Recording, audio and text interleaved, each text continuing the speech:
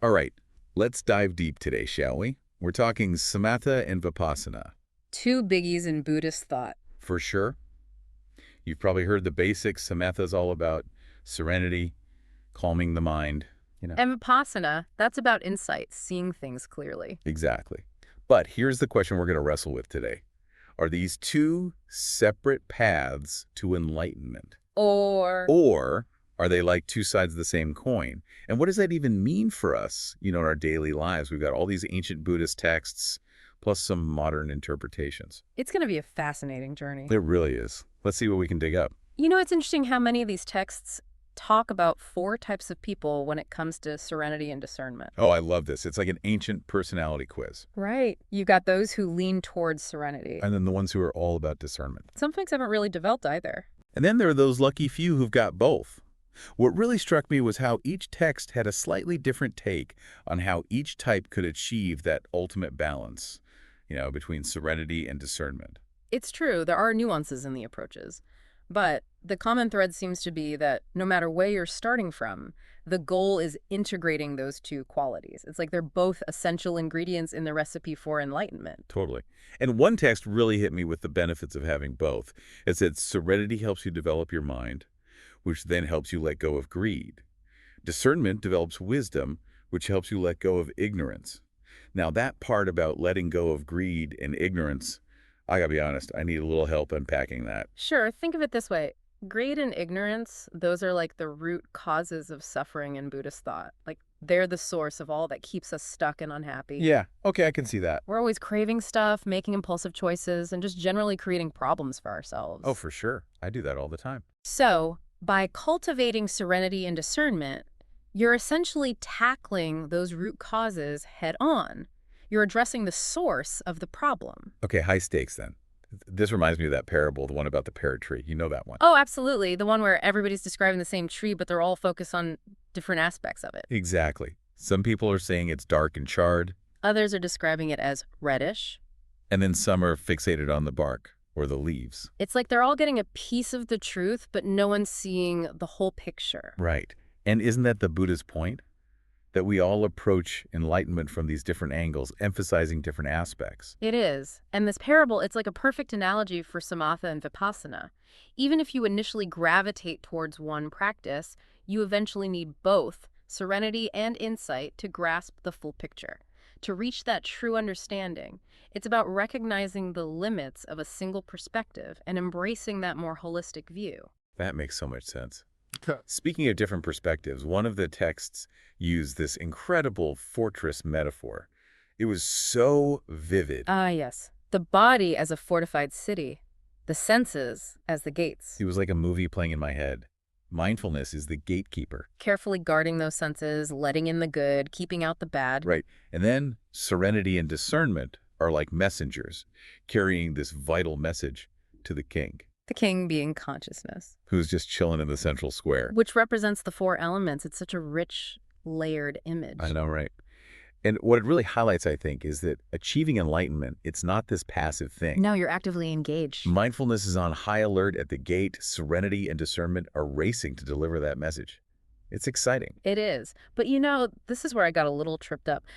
We often see samatha, serenity, being linked to the jhanas, those deep meditative states where you lose track of time. Yeah, that's a good point. But are the early Buddhist texts actually backing that up? Is that connection really there? I don't know. That's a great question. It really makes you think about how our understanding of these things can change over time. Yeah. While that association with the jhanas is common these days, the early texts we've been looking at, they don't directly support it. Huh, interesting. But there's this one source. Okay, tell me more. It emphasizes that samatha and vipassana are inseparable, two sides of the same coin, like we were saying, and they see the jhanas as a potential state that arises from the balanced cultivation of both practices. So not necessarily a requirement for everyone, but maybe part of the journey for some? Exactly. And it goes back to what we were discussing earlier about those different paths to enlightenment. Right, right. The jhanas might be a part of your path, they might not be. The important thing is finding what works for you and making sure you're cultivating both serenity and insight along the way. That's a great takeaway. Mm-hmm. So having looked at all these different paths, all these different metaphors, where does that leave us? Are samatha and vipassana separate paths after all? That's the funny thing. The variety of paths we see in these texts might actually be pointing to a deeper truth. Some emphasize serenity first, Others, discernment. and some talk about developing them together, but ultimately, they're not separate paths. They're complementary aspects of a single path. Like two sides of the same coin. We keep coming back to that. We do. Samatha and Vipassanā, they're like two wings of a bird. You need both to really soar. That metaphor really hits home. Samatha and Vipassanā working together to lift us towards enlightenment. Speaking of metaphors, can we circle back to that fortress one for a sec? I feel like there's still so much there to unpack. It's like a treasure map leading to inner peace, and I'm ready to start digging. Absolutely, it's worth spending more time with. Remember, the text describes the body as this fortified city. Walls, gates, the whole shebang. And those gates, they represent our senses. Right, and then there's mindfulness, acting as the gatekeeper, making sure only the good stuff gets through. Exactly. Mindfulness lets us be aware of what's coming in through those gates, what's trying to influence our consciousness. But it gets even more interesting. We've got serenity and discernment acting as messenger. Carrying a message of truth to the king, consciousness, who's hanging out in the central square, which stands for the four elements. It's such a visually rich image. And what it emphasizes is that achieving enlightenment, it's not passive. You're not just sitting back and waiting for it to happen. You're actively involved. Exactly. Mindfulness is on high alert at the gate. Serenity and discernment are racing to deliver the message. It's an active process. It is. It's kind of exciting when you think about it like that. Right. So it's not just about cultivating these qualities independently. It's about understanding how they work together, how they support and enhance each other on the path. Like a perfectly coordinated dance. Yes. Every movement, every quality has a role to play in creating a harmonious and balanced whole. That's why the texts stress that it's not about picking one practice over the other. It's about weaving them together, integrating them into a single, unified approach. This is making me rethink my own approach to meditation, you know? I tend to lean towards those practices that are all about calming the mind, finding stillness.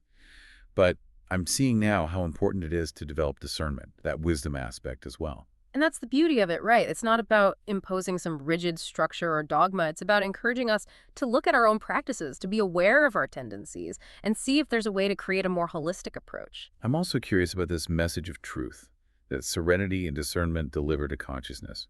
What exactly is that message? Is it some kind of sudden realization, a specific insight? Or is it something that unfolds more gradually over time? That's a question that's been pondered for centuries, really. And like many things on this path, there's no one simple answer. Some might say it's the direct experience of nibbana, the cessation of suffering. The ultimate goal. Right. Others might see it as a series of insights that slowly chip away at those illusions and attachments we hold on to, guiding us towards liberation. So it's less about getting a specific piece of information and more about a process of awakening. Exactly. It's about developing the qualities of mind that allow us to see through all those layers of conditioning. To see reality as it truly is. Without all the distortion created by our desires and aversions. And that process, it can unfold in so many ways. It depends on the individual, on their practice. It's like we're uncovering the truth of our own being, layer by layer.